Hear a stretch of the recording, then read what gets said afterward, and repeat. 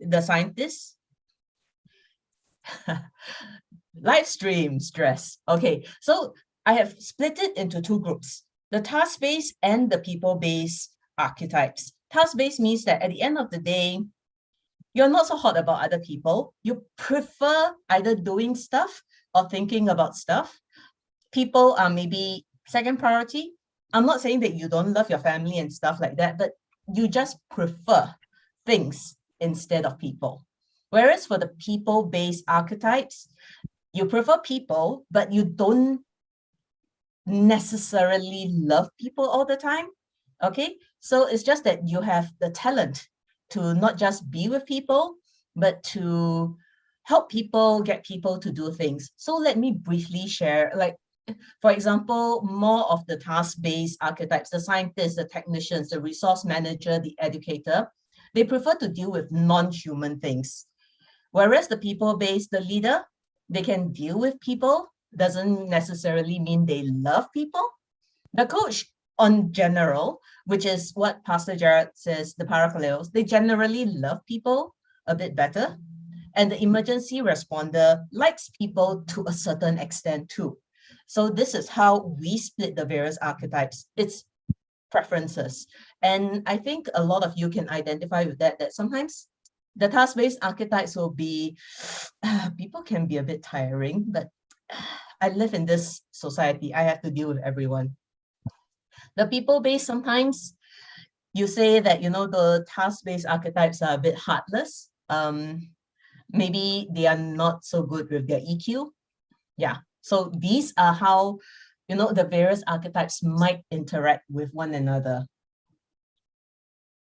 So we will, this is a concept that we want to share that is slightly different from what Pastor Jared shares. So he uses heads, but for us, we say that your default is your feet. You can't change your feet. If you have wonky toes, if you have long toes, if you have flat feet, you can't really change them, just like your default. You can't change how you are geared inside. It is your nature. It is what you are born with. I would like everyone to take note of these three words: nature, nurture, and mature, because we will be using this a lot later in our discussions too. So whereas the experiences are shoes, what your nation is, you will also experience it. You will gain experience, and you know how people want to behave. Like, quite a bit of you are from Philippines, so maybe your national archetype is more of a people-based archetype. You all generally love people a bit better. Whereas for Singapore, our national archetype, let's just say that we prefer to get things done. We prefer return on investments. So naturally, the nation you are in will influence your experience too. But your own experiences also will change how you wear that shoe. Because for many Christians, they wear the shoe of a rescuer because Christ is the one who rescues.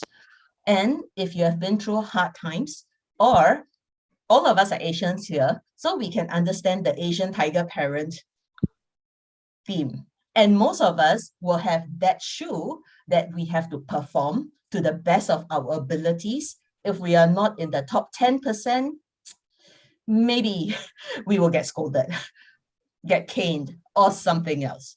But likewise, it's like, you know, it's a combination of the unique you with your feet, you with your default, plus your shoe, and you don't only have one shoe. Let's say you go and learn in a school, you have a very impactful teacher, you pick up certain skills, that becomes a new shoe. But whether you wear that shoe often depends.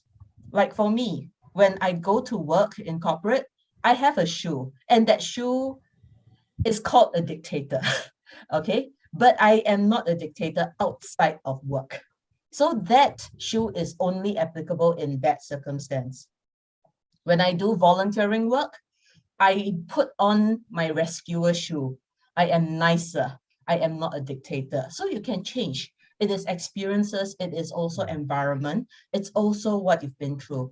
But all these are very important because it gives kind of a perspective of your impact on the world around you, on the people around you. You can choose to be mature. It is a choice.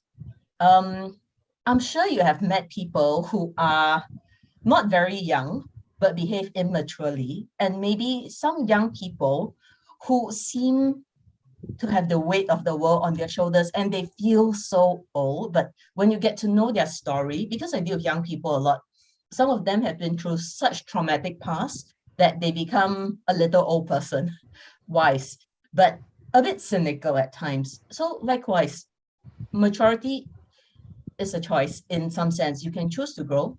It hurts.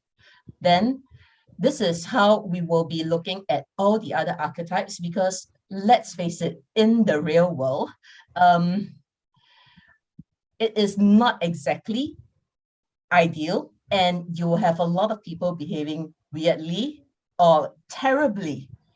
And this archetype is applicable for everyone in the world. You need to recognize it in its happy form, in its neutral form, and not so happy form too. So I will start with my own archetype first. This one, a lot of the keywords I have modified a bit from what Pastor Jared has shared. But the thing is, I have added in blue ocean territories. Blue ocean is a term used in corporate strategy where you go where there's a lot of fish, not a lot of people are there. People may think you're a bit bonkers for going there, but this is where the scientist thrives. They push boundaries and they see unobvious patterns. It's like, to them, the common complaint from someone with this archetype is, why can't people see that? Are they so dumb? This is where they invite criticism from other people because they despise sometimes people who cannot see what they see, which is a bit of the negative side. So this is some of the things that we will discuss a bit later, but I will share a bit of what we observe in personalities with these obvious traits of the scientist. Churchill, Da Vinci, Joker, Batman. So we will be using some fantasy characters too.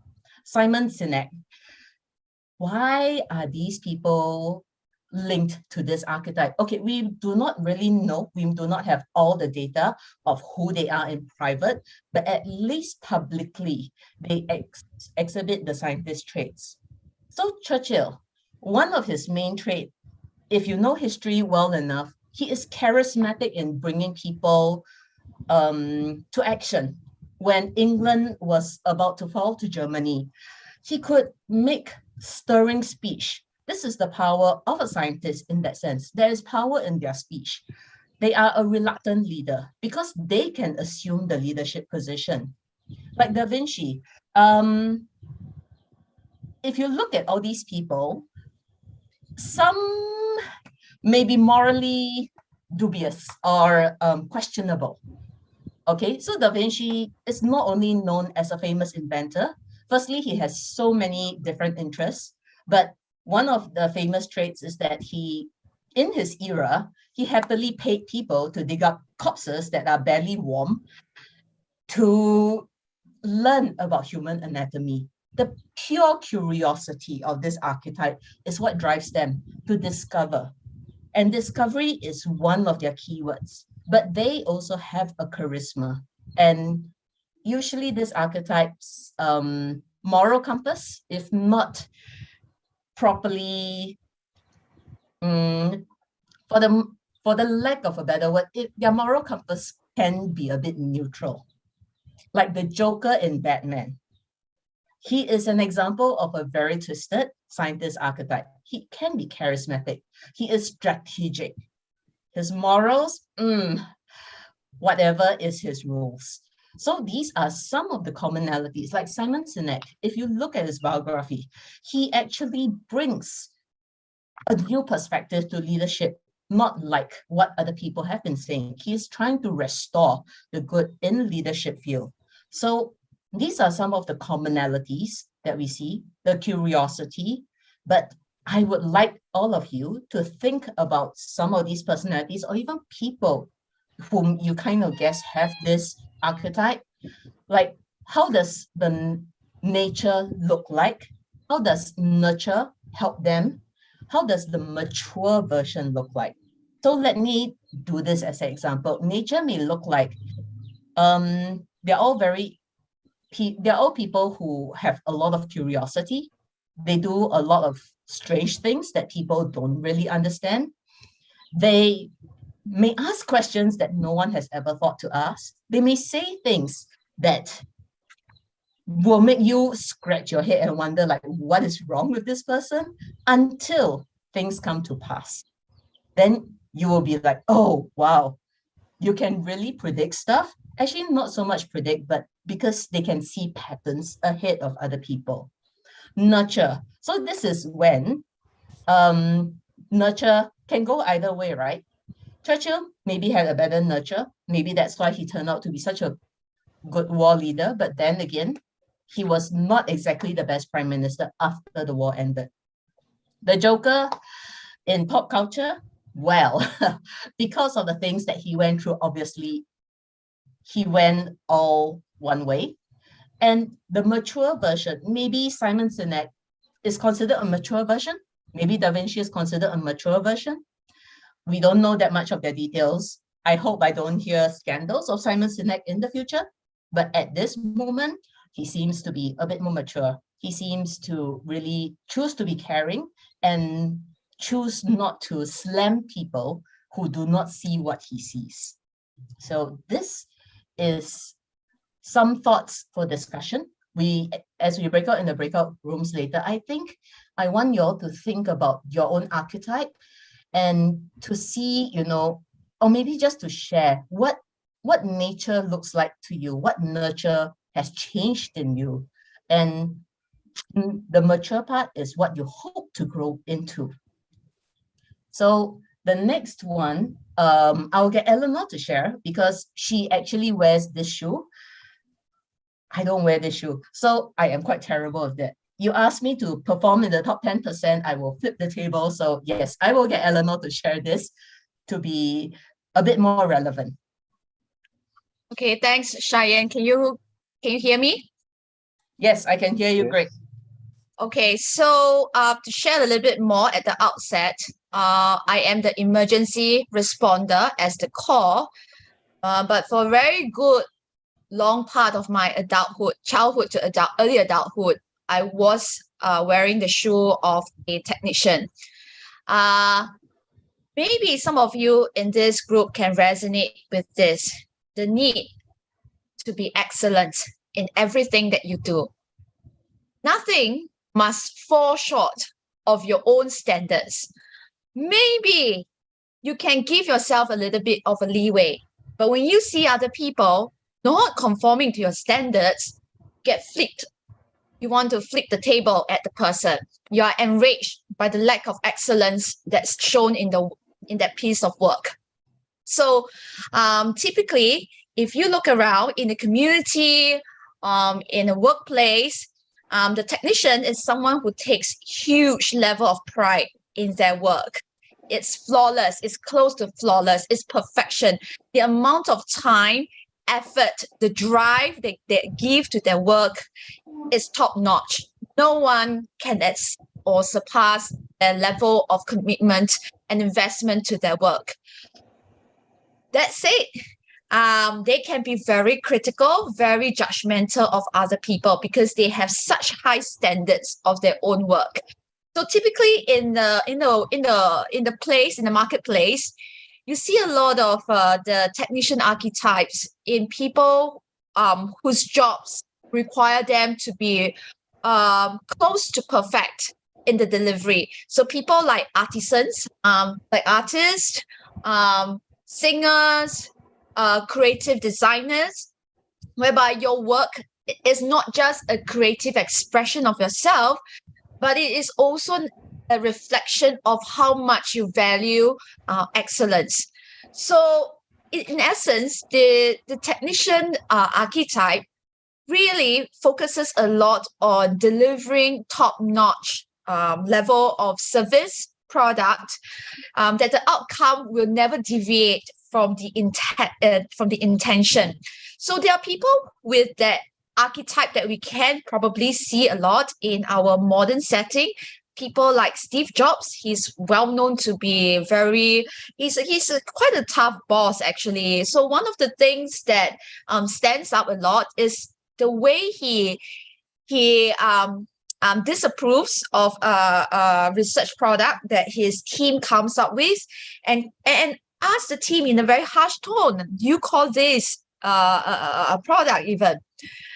People like Maria Streep, she is a veteran actress, but if you look at her biography, she has done so much work in exploring different types of acting genres and styles.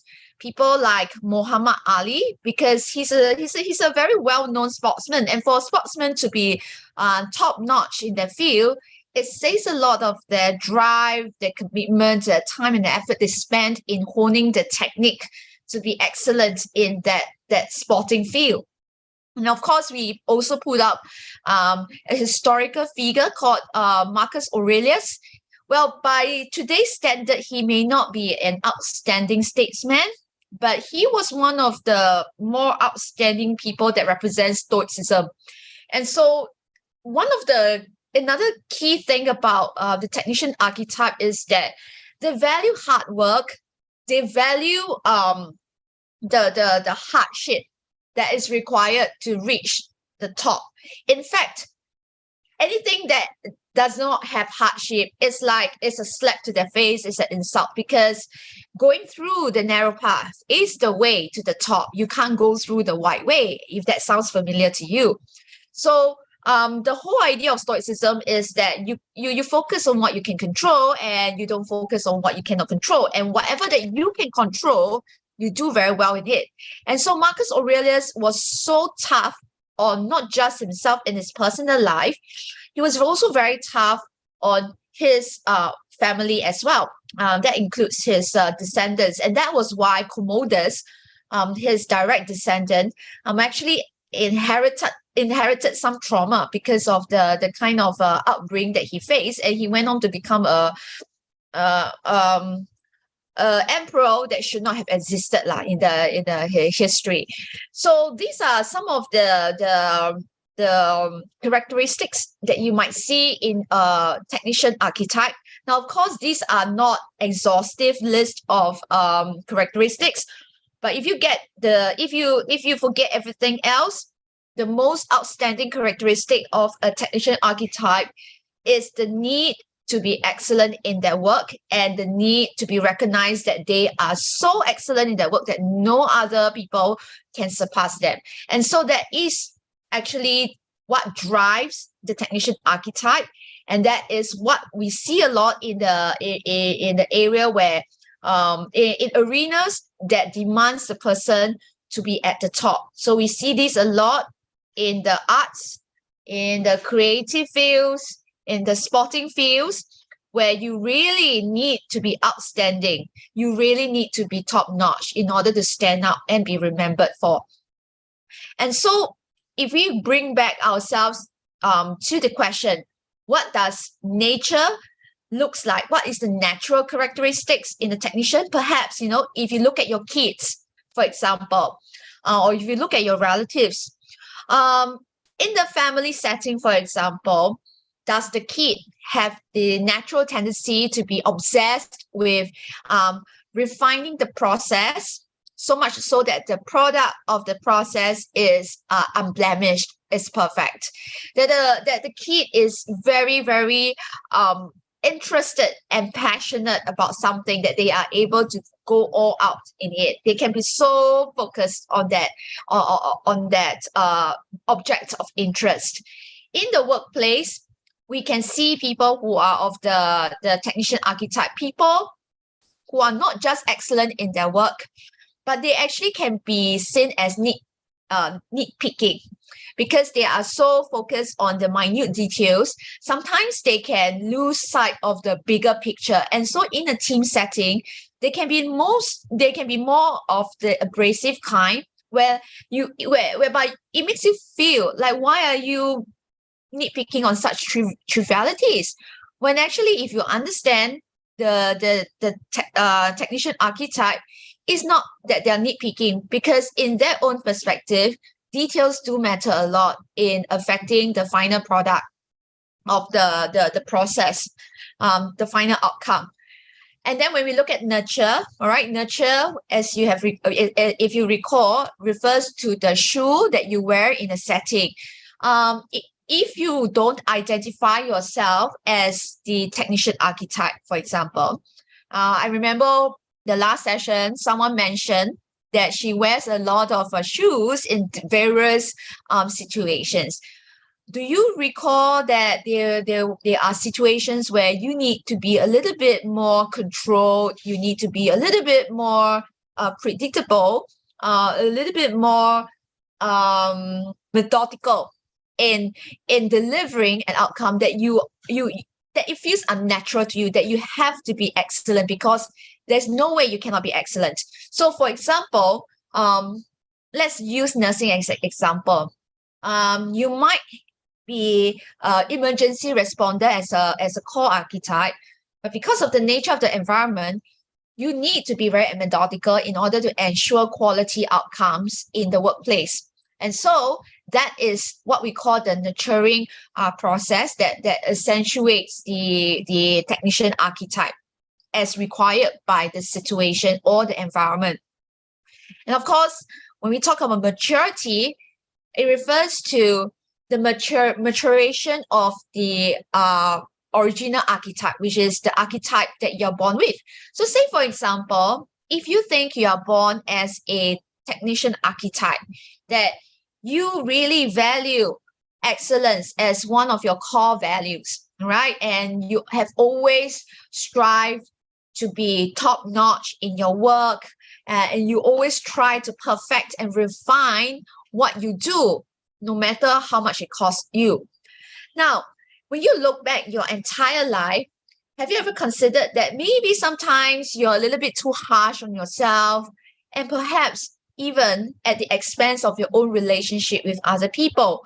So for example, all right, because you uphold the standards so much that you inflict the same pain that you inflict on yourself onto other people, without understanding that they may not share the same archetype or the same perspective as you. So for example, I see that in couples, like the husband is the technician archetype, and the wife is perhaps more of the people-based archetype. Maybe she is the coach archetype or the emergency responder archetype, where to them, the bigger picture is more important than all the minute details. So for example, in a very mundane setting, all right, the technician archetype husband will nitpick on things like household chores. Say, why is it the household chores are accumulating at such a fast pace? I can't stand the mess.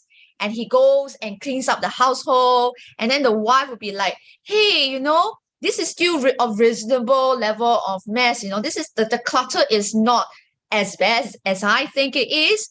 And that kind of the disparity in their perspective slowly creates a tension in the marriage, because the way the husband and the wife sees the household mess or the clutter is very different, because the technician has definitely a higher standard of cleanliness or tidiness in the household as compared to a people-based archetype, where maybe they don't value the clutter so much. They value more of like ensuring everyone else is well taken care of in their personal needs, and not so much of the environmental tidiness and cleanliness. So this is one example whereby you can see how if you don't develop the self-awareness and the need to tone down the natural tendencies of your natural archetype, it can actually create tension and erode relationships that you have with people, your loved ones in the family, the community, and other social circles. And so that is what you need to understand about the technician archetype.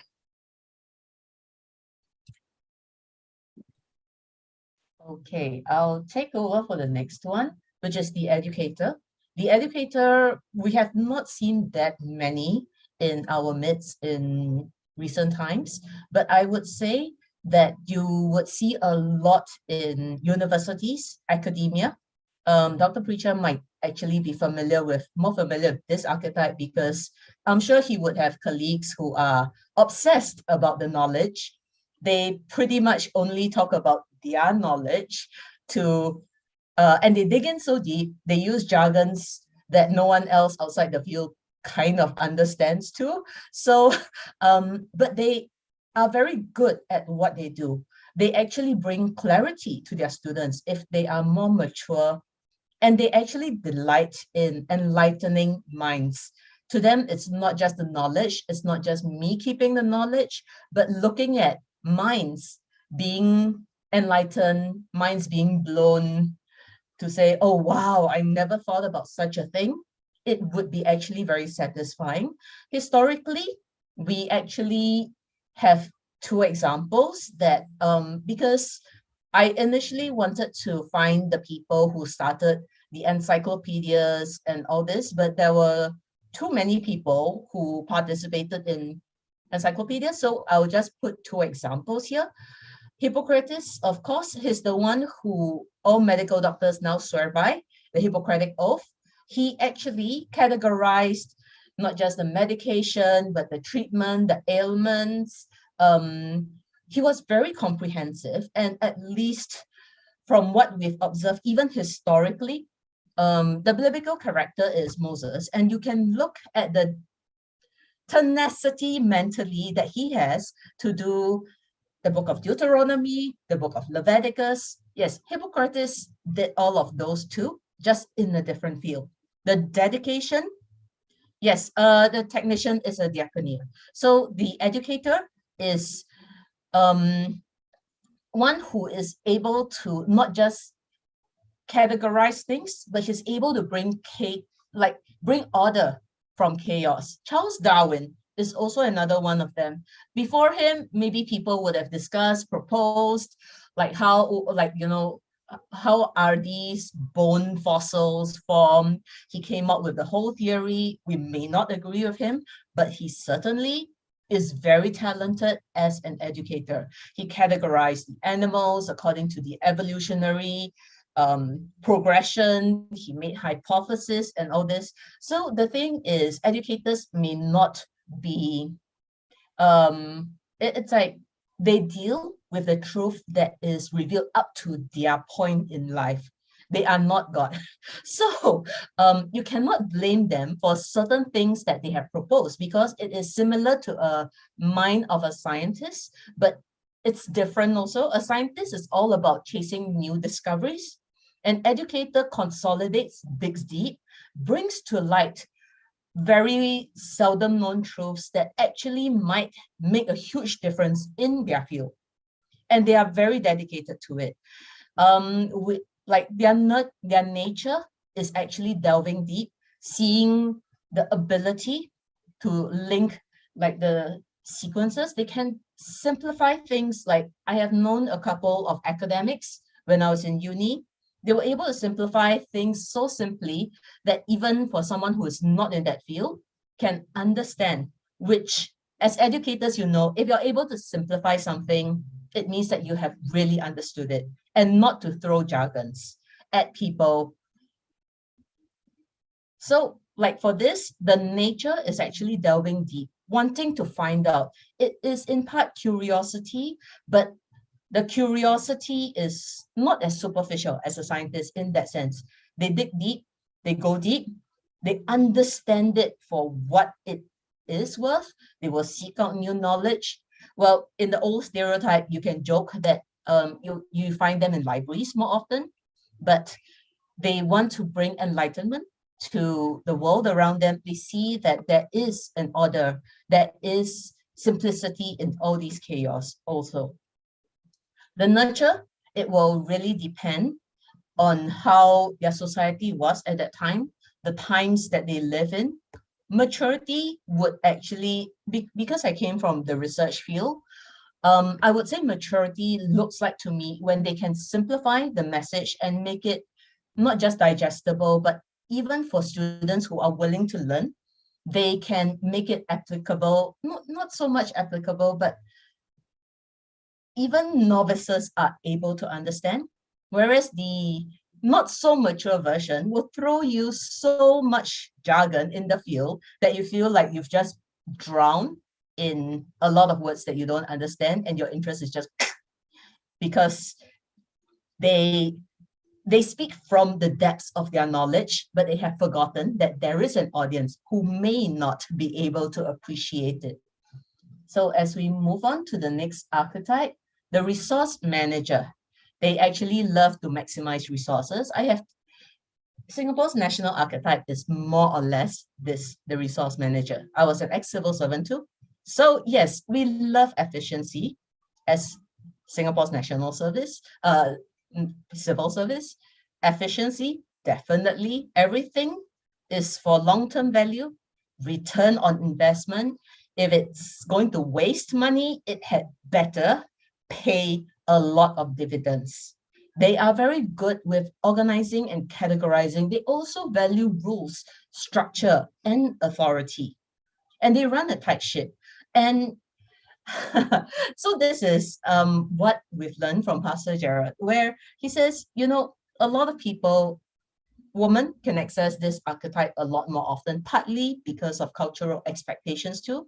So that's why when COVID hit, toilet paper ran out in most parts of Singapore especially, but in other parts of the world, because they run a tight ship. So they make plans and they anticipate, oh, maybe we will run out of toilet paper. So let's buy enough toilet paper to last us for 2 years, which to them, it's also a form of optimization, but they were optimizing for crisis, which may not necessarily be the most agile according to changing times and circumstances, especially in the times that we are living in. So these are some of the famous personalities with these obvious traits. Queen Elizabeth II, she does run a tight ship.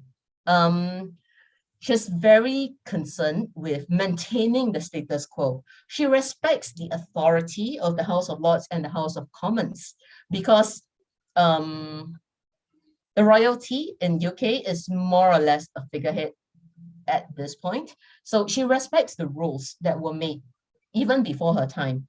And Jeff Bezos, the founder of Amazon, Amazon was not the most innovative product or platform, but it just aggregated, it optimized resources initially for selling of books from first-hand, second-hand, all these. They congregated everything. But the darker side of the resource manager, as we see in Jeff Bezos, is that his staff have often been overworked, underpaid.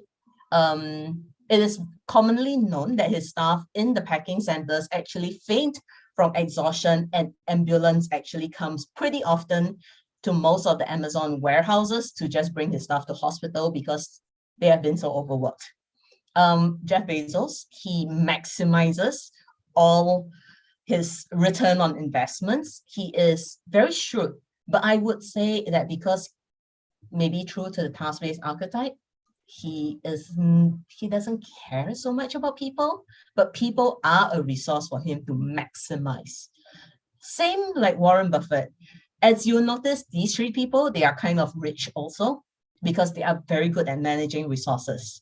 And task-based, they prefer resources to humans. Humans are just another resource, almost like a chess game. Warren Buffett observes his own rules when he makes investment. When Walt Disney veered from its core business of entertainment, they went into, I think, food and like some other businesses. Warren Buffett famously pulled out all his investments in Walt Disney. He says that because you have not fulfilled my criteria of doing your core business well, he fulfilled his own rules, his own structure. But when Walt Disney had a change of management, Warren Buffett threw money back in because he says, oh, you're coming back to the business, your core business, which is why he reinvested in them again, because he saw that there was a change that fulfilled his own internal criteria and his own rules for maximizing profits. Yeah, so these are some of the traits. And as you can see, well, as I was putting together the pictures, I noticed that the resource managers, their smiles were more polite smiles, which you will see in the next archetype. It is quite different from the smiles of people who are more of the coach archetype. This is what we call at work, the work smile. Cheyenne, yeah, I would like to add in something, yeah. Yes, please. Because all of us are adults who are living in the real world, I think it's important that even as we are going through this, that we start to reflect on our experience of living in this world. Now, if you actually reflect on your experiences of growing up from childhood to where you are now in life, you might actually feel in one way or another disturbed by this particular recent upheaval that we are facing as a world since COVID hit, since the COVID pandemic hit a lot of nations. Now, even at this juncture, as we are going through this course, you might also have read in the newspapers, or you are very keenly aware how the economy is suffering massively because of the pandemic. Now, my question is this: why are we as a world, as a collective, right, as humanity, are feeling that kind of upheaval? Now, the reason why I'm mentioning this is that society fundamentally is built by humans, right? And particularly humans who are in power. So depending on those who were in power in the last 50 years, the 100 years, 150 years, the things that they do build up the house, all right, that is now the house of cards that is in the process of falling down. And so the thing is, depending on the nation's archetype, for example, all right, or the dominant archetype that is reflective of the older eras, certain rules, regulations, and conventions might bear more resemblance to a particular archetype.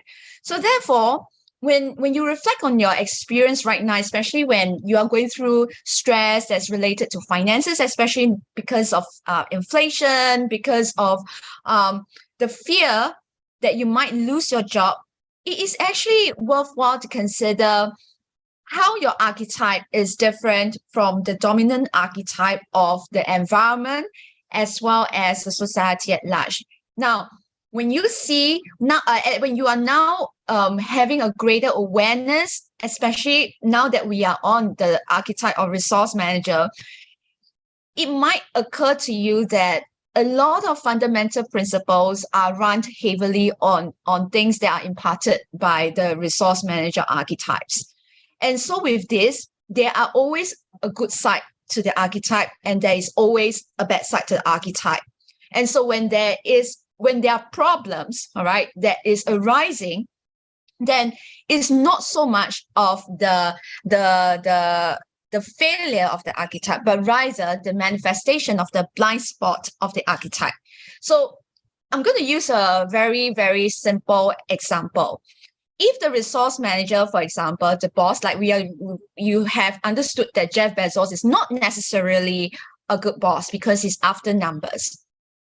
But does that make him a bad boss in the grand scheme of things because he's trying to grow the company? But that is at the expense of the human side of things, that because of the way he runs the company based on strictly on numbers, that he neglects the staff, then you as a staff bear the brunt of his leadership of the company. And so the thing is this: why is a particular environment so obsessed with rules and regulations? Why is a particular environment so obsessed with money, for example? These are questions for you to consider the archetype and its influence on the societal structure, the community structure, and at the ground level, the relationship among people. That's it, Cheyenne. Thanks for all those nuggets. Wasn't intending to say that much until the discussion later, but sure. Oh yeah, got to dump it in. Yeah. So this is a coach archetype, and the interesting thing is, as Pastor Jared, I'm not sure how many of you have heard of his turtle analogy, but I had my mind blown when he shared that, where he says that, this is the archetype, that if a turtle is upside down, they will flip themselves upside down and ask the turtle, don't you think the world looks a bit strange? I found it amazing because none of my archetypes would do that. None of my shoes will also do that, but it takes learning, because now my current career is being a coach. I have to learn to really be patient. I would say patience, being able to see the potential, is a lovely thing about this archetype, but also um, they they are the more likable and sociable ones in our midst. They are the ones who glue people together. They see one odd person standing at the corner of the room, they will reach out, because they are all about the people. They are all about the community in that sense, their peers. And I would say that patience can be a double-edged sword, as we will go into the examples. You can see these are the three people with strong coach archetypes. Their smiles not only are very different, but these people fight for other people in very different ways. Nick Vujicic, all of you know, motivational speaker, no hands. I think he has a tiny foot or something like that, but he's all about the people. Oprah Winfrey, she has. So one thing that's not so good about the patients is that maybe if you know about her past, she might have withstood for too long abuse from people around her. Yes, she has stepped out of it, but this is something we've observed in this archetype, where they may be too patient with people who take them for granted, because they feel bad that, this person has so much potential. What if I let go of the person and the person's not able to fulfill their potential? Oprah Winfrey, as you know, she helps a lot of female entrepreneurs, ladies with different issues and all this, but she also struggles with acceptance. And that's what we notice with this archetype. Richard Branson, he's also all about the people. He's very likable and sociable in certain contexts, but you can see, even recently, he had a bit of a debate with our ministers about the death sentence, because to him, this is his archetype. All people should be given a chance. Who are you to judge? Who are you to be jury and judge and to say that a person's supposed to die? So, and if you look at Branson's life, Oprah Winfrey, Nick Vujicic, all of them are not just well loved, they truly love the people around them too. And they bring people together. And the thing is, they are very good with a so-called coaching relationship, where they say, come, let's walk alongside this person. So nature means that they love people, they will open up to them, they know how to bring them in, they are just drawn. Nurture will help, will determine the direction, how it looks like. For a person with this coach archetype, maybe not so mature. I know of a couple who, not a couple, but I know of a couple of people who are this archetype, maybe not so mature.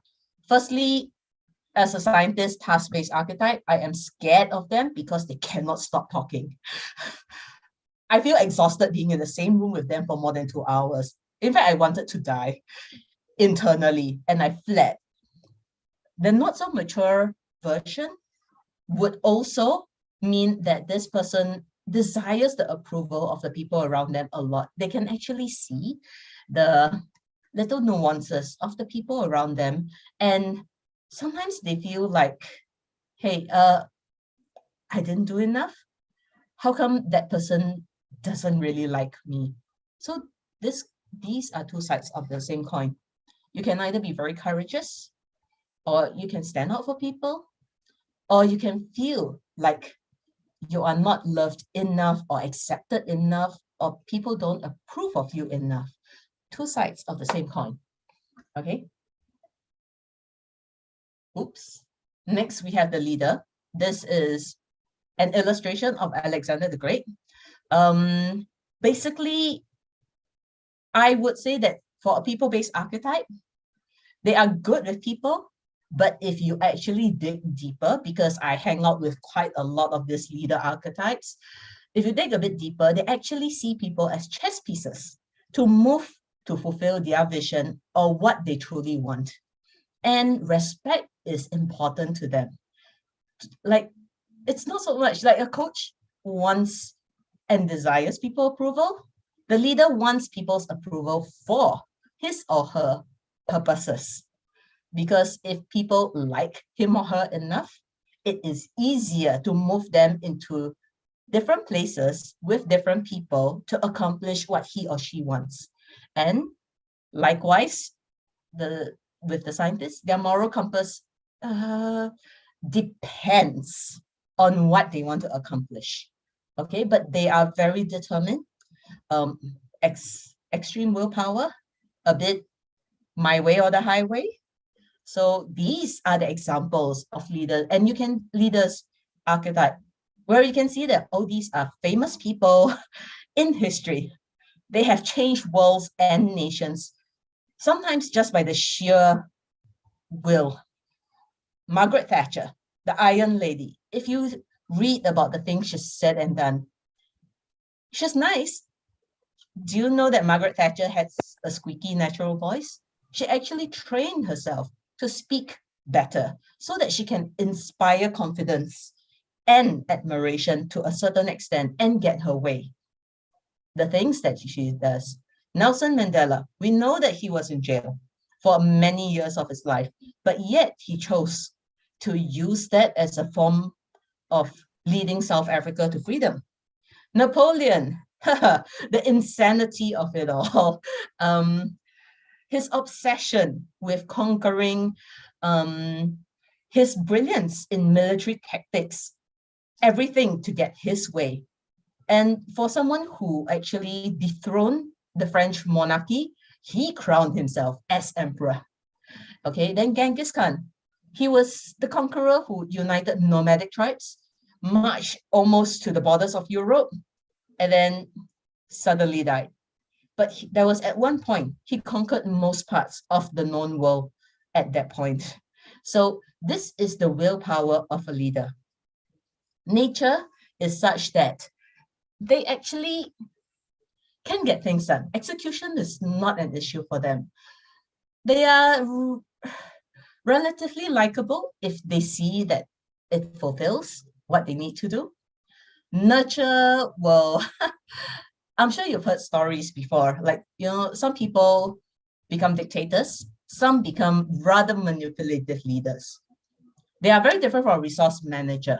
A resource manager is usually a very good deputy, but they may focus on the details a bit too much in a team. And sometimes they lose the big vision. Whereas a leader focuses a lot on the big vision. We must go to point A, and this is how we will achieve it. But they don't really care how you get to point A. And if things like wheels fall off and all these things, as long as you get to point A in kind of like the time and the way that they more or less want, they have no problems, even with questionable things being done, usually. So the mature one is actually one who will not use and abuse people for their own purposes, where they actually do care about people. They do care about genuine respect from people and not so much power, might, and enforced respect. Yeah, so next, we go on to the last archetype, the emergency responder. They are very, it's like they're the only archetype that can access all 7 archetypes if need be when the situation calls for. And that's why they are very good with crisis management. They're good with mentoring because coaching is a bit different. You walk with a person to bring a person to their potential. A mentor, because I've been mentored and I've mentored, it's a bit messier. It's like you deal with your mentees. Oh no, I broke up. Then the next week is like, oh, my business is not doing so well. So they have to deal with a variety of issues. But the emergency responder is all about the heart. And Eleanor, since this is your core archetype, can you share a bit more? Among all the archetypes, it was really hard for me as an emergency responder to be identified as the emergency responder. If you forget anything that I said about the emergency responder, is the key characteristic that stands out is their versatility. They are very versatile. They are very quick-witted, very fast learners, because they adapt very well and they can pick up intuitive cues from a situation very well. And that makes them very resourceful. So assuming if you're a boss of a company or you are leading a team, the emergency responder archetypes are actually very good allies in the sense that they can make very good rescuers of messy situations. And if you're short of staff, an emergency responder archetype is one of the reliable team members that you can use to tide through a very stressful period of a company, a small company or a small business, for example, simply because they know how to do so many things efficiently and effectively. They may not have the depth, but they have a lot of breadth to cover a lot of bases that is necessary to tide through or resolve a critical situation. So that is the key characteristic of an emergency responder. And so people of this archetype, they have a very strong need to save, to rescue, to restore a situation, people that has lost its ideal, the image of perfection. So in pop history, in pop culture, in history, we see that in Princess Diana, for example, Batman, he wants to save his Gotham City. We see that in King David and also Hercules. Now, if you actually look through the biography of all these figures, the commonality is humanitarian. There is this humanitarian element in the persona they present to the world. And it's not a coincidence because of the strong need to save, the strong need to rescue. But fundamentally, if I were to speak from my own heart, it's not so much of the need to be saved. It's actually more of the need to be seen, to be accepted as some form of a hero in that sense, that you really enjoy restoring a person, a situation, an organization, for example, a community back to what it's supposed to be. So, for example, if you are in a healthcare, the chances of you being an emergency responder archetype is pretty high because you naturally gravitate towards wanting to help people who are sick, who are frail, who are disabled, to at least restore to some level of quality of life. From someone who is very sick, maybe because of your work, you're able to bring the person from a very sick state to a less sick state. All right. Then maybe the person from a bedridden state, at least the person can be wheelchair bound, for example. And so the need to restore to something, someone, or a collective to something that's closer to ideal is actually the driving force behind the emergency responder. But having said that, you don't like to be stuck in that situation, the eternal cycle of restoration forever. So you might at this point wonder, how is the emergency responder different from the coach archetype, for example? Because after all, both of them are people-oriented archetypes. They enjoy working with people.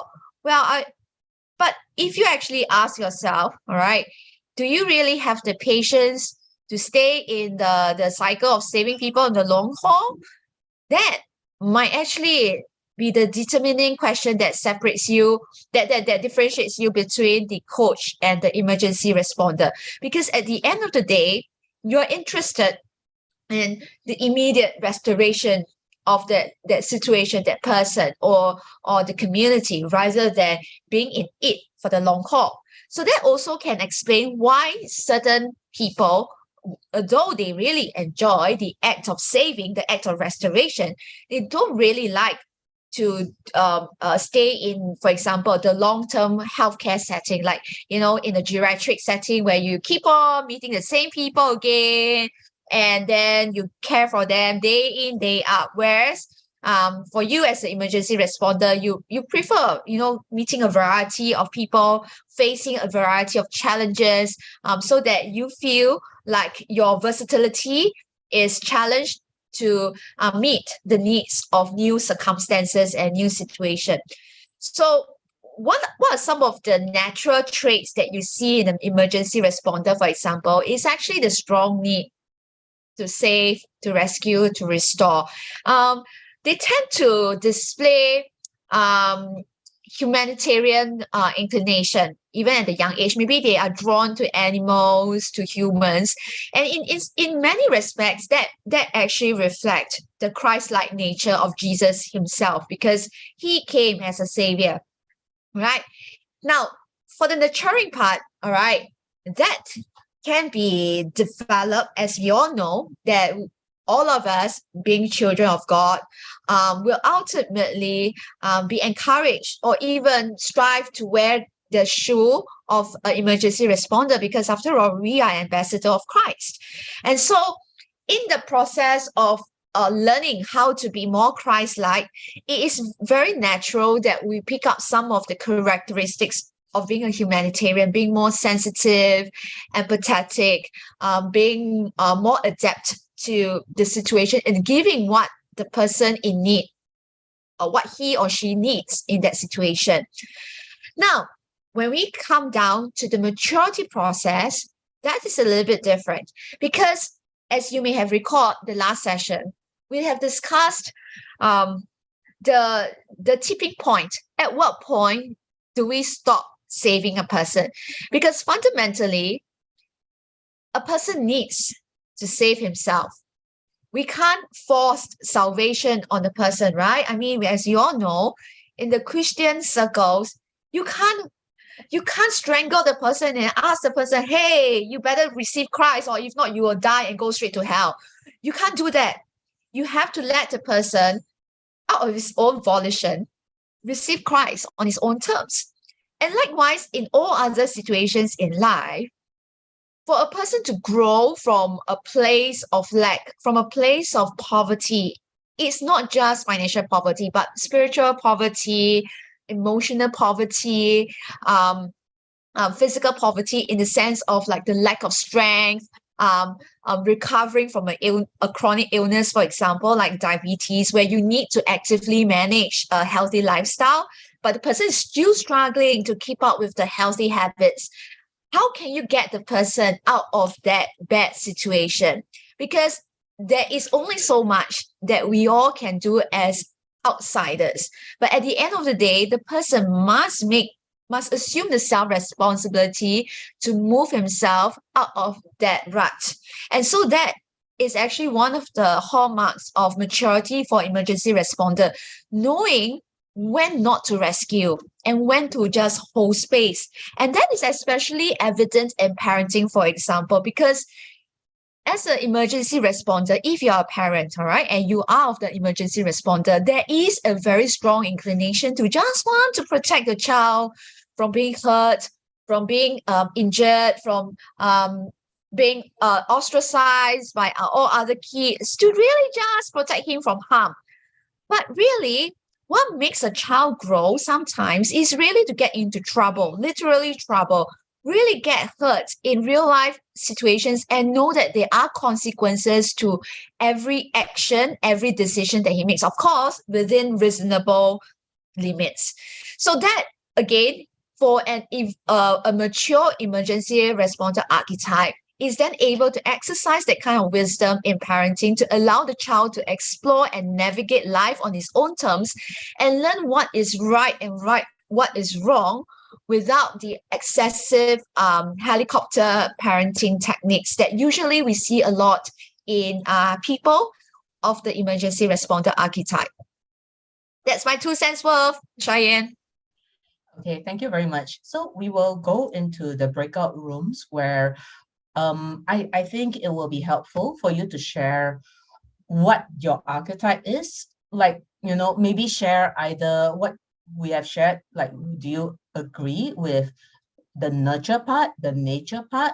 What would maturity look like for you? You can tackle any of this, but I think this is also for Eleanor and I and Pastor Jerry to also learn more data points of the various archetypes, because even for the educator archetype, I have honestly not met that many in the recent years, and it will be very helpful to learn from all the other archetypes too, because we are working to understand even deeper. Like, let's say one of the things that we will be touching on is actually how trauma is experienced differently by the different archetypes.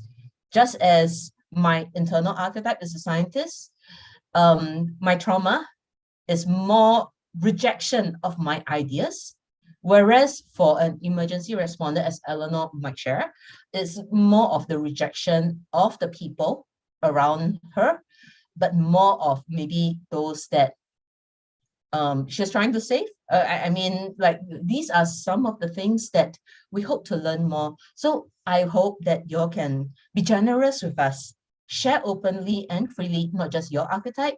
If you're not sure, maybe you could share is like, you know, after our explanation, even pulling people in history, what do you think your potential archetype is and why? So Pastor Lian, you can split us into rooms, but Eleanor, you take the room 2. Just let the conversation flow. Cheyenne, can I just make a quick announcement before we break into the rooms? So please note that only the students that are in this room right now will be permitted to continue the training until the finish of this 4x4 or this entire course. We thank you for being advocates for the modalities public discourse course to your friends and fellow colleagues and so on and so forth. But we would really like to close this cohort as it stands today. I would like to keep this cohort together without introducing any new students next week. So I know that if we can keep this cohort together and then we can graduate this cohort together, that would be better. Please do not introduce any new students to us until we make the announcement for the next run. Okay, so that is a special announcement from Cheyenne and Eleanor's side. So we'll do a countdown, and then we will go into the groups, and we will. Any other further announcements, Cheyenne? No, I think we set the time for 20 minutes, 15 minutes. I'm not sure. 20. Okay, good. Let's do 20 then. And so when everyone comes back to the room, I hope that everyone at least shares one sentence of what they have learned from this entire session. It will be helpful for us. Really, just share one thing you have learned today.